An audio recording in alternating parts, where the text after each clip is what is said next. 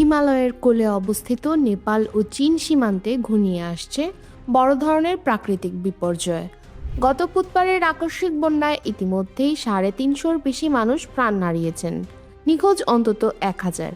ধ্বংসস্তূপে পরিণত হয়েছে রাস্তাঘাট ও সেতু।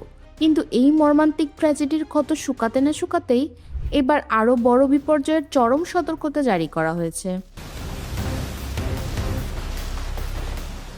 নেপাল ও তিব্বত সীমান্তের কাছে নদী অবরুদ্ধ হয়ে তৈরি হয়েছে এক বিশাল কৃত্রিম হ্রদ। চীনা পানি সম্পদ মন্ত্রণালয়ের তথ্য অনুযায়ী পাহাড়ি ধসের কারণে থমকে গেছে নদীর স্বাভাবিক গতিপথ।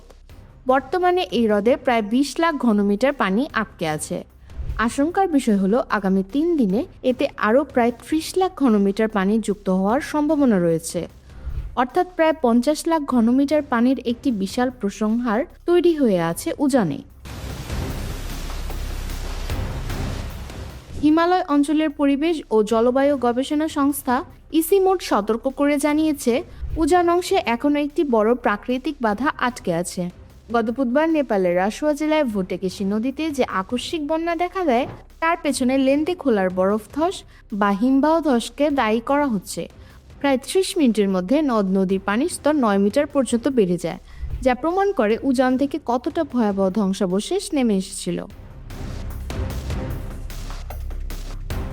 তিব্বত থেকে উৎপত্তি হওয়া ছোচেন ও পুরেপো নদী নেপালে প্রবেশ করে ভোটেকেশি নদী নামে প্রবাহিত হয়েছে, যা পরবর্তীতে ত্রিশুলি নদীর প্রধান উপনদীতে পরিণত হয়।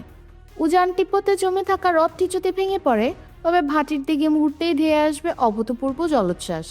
ফলে নেপালের রাসুয়া, নুয়াকোট ও ধাদিং জেলার নদী পরবর্তী জনপদগুলো মারাত্মক ধ্বংসের মুখোমুখি হতে পারে।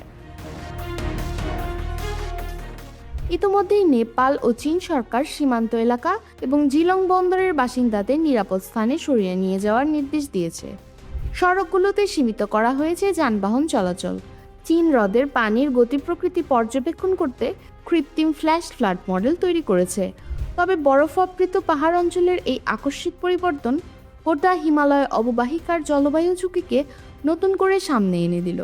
ভৌগোলিক অবস্থানের কারণে এই অঞ্চলের প্রতিটি পরিবর্তনই অত্যন্ত স্পর্শকাতর, আর এই বিপদ এখনও পুরোপুরি কাটেনি।